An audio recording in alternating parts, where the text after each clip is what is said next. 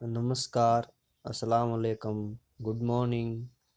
आज हम BA second year के निसाब में शामिल किताब इंतखाब नसर में सबक शेख पीरू का मुताला करेंगे। हमारी बस्ती में दो अशखास बहुत मशहूर थे, एक शेख पीरू और दूसरी चहितिया खातून। चहितिया से हर शख्स डरता था और पीरू को हर शख्स छेड़ता था। चहितिया जिधर से निकल जाती उधर के कुत्ते भाग जाते थे और शेख पीरू घर से निकले ही नहीं कि शहर के लड़कों की बुराई मुराद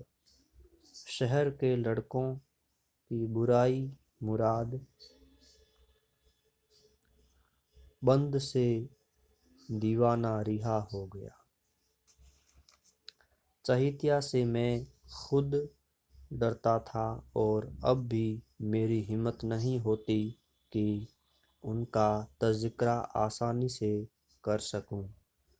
गो उनको रहलत किए हुए मुद्दत हो चुकी, मगर वो शोहरत ही क्या जो मरने के बाद तक कायम न रहे, और वो डरना कैसा जो डराने वाले के बाद ही ख़त्म हो जाए।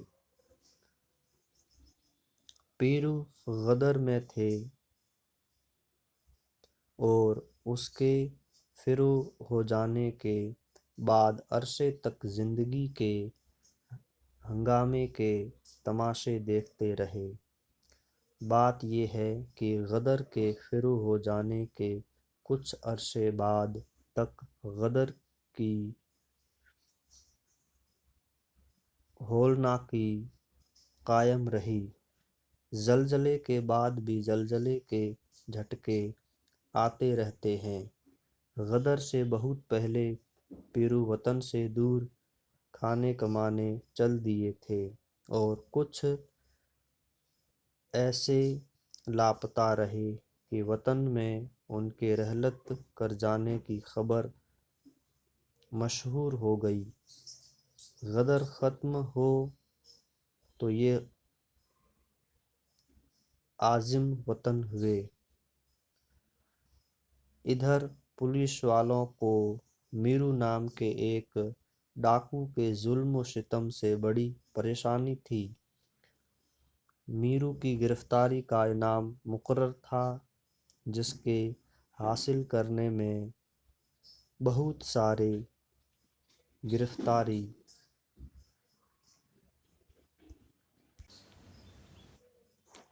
हयात से आज़ाद हो चुके थे। पुलिस वाले इस फिक्र में थे कि आबरू भी कायम रहे और जान भी, और मीरू गिरफ्तार हो जाएं। पुलिस वालों के लिए ये पोजीशन बड़ी मुश्किल थी, क्योंकि उन पर 3 फ़राइज़ आमद होते थे।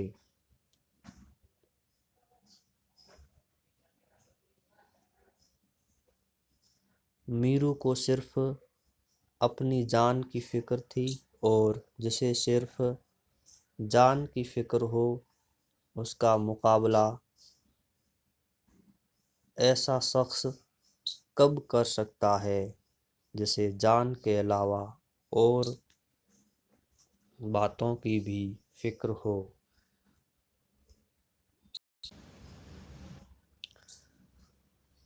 इंसान जब बहुत परेशान होता है तो सिर्फ 2 बातें कर सकता है, जान पर खेल जाए या बेईमानी पर उतर आए।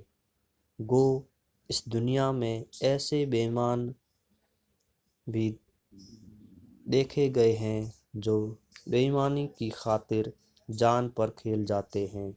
बस ऐसे नालायक भी मिलते हैं जो बेईमान ईमानदार होते हैं।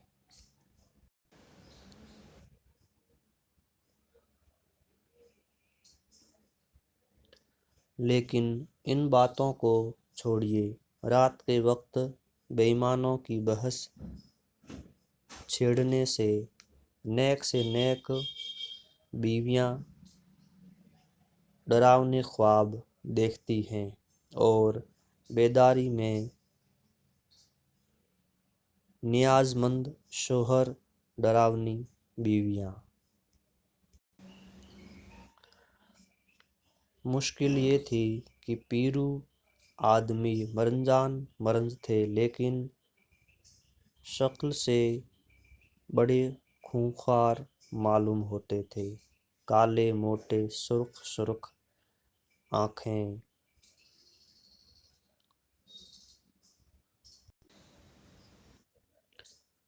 گونجان داڑھی، کسی قدر سرخی مائل، آواز ڈراونی، بڑے مضبوط جیسے کوئی نیم سوختہ تناور ببول۔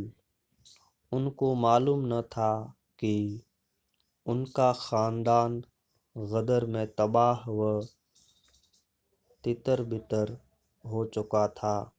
پردیس سے ایسے چلے آتے تھے جیسے سنتے ہیں محشر میں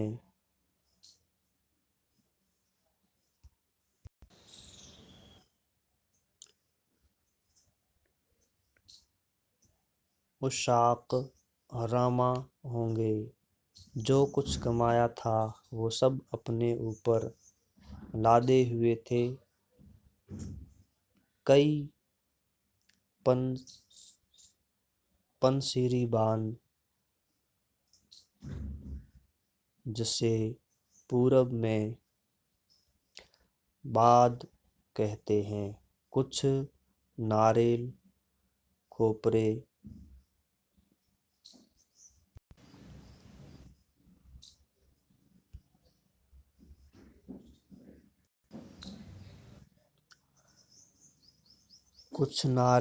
کھوپرے، ایک گٹھر کپڑوں کا، 5-7 تانبے پیتل کے برتن، تھوڑی بہت نقدی، کچھ تمباکو کے پتے۔ ایسا شخص جہاں سے گزرتا لوگوں کو دھوکا ہوتا اور خطرہ محسوس ہوتا۔ ابھی غدر ہو چکا تھا۔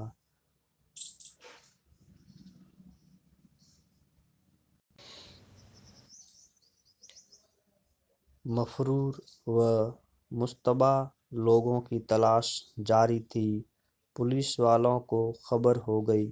انہوں نے میرو کے بدلے پیرو کو گرفتار کر لیا۔ بہت کچھ ہاتھ پاؤں مارے، لیکن ایک پیش نہ گئی۔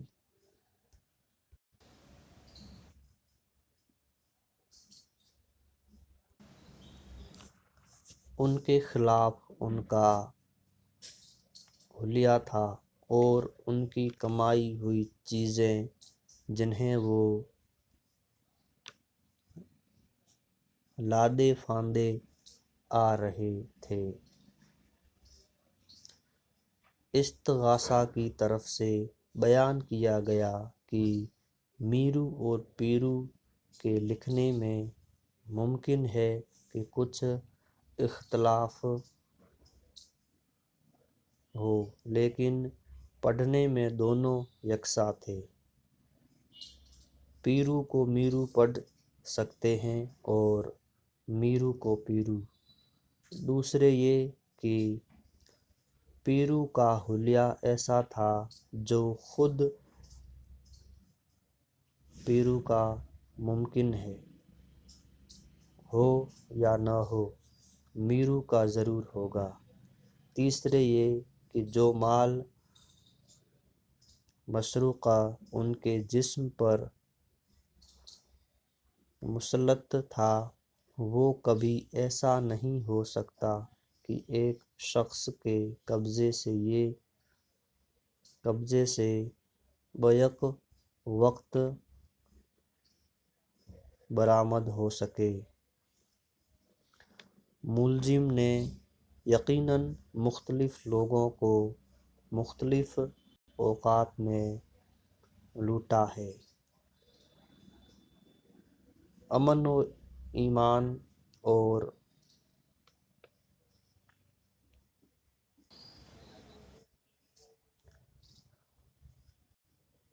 ایمان اور تمدنی برکات کے عہد میں قانون کا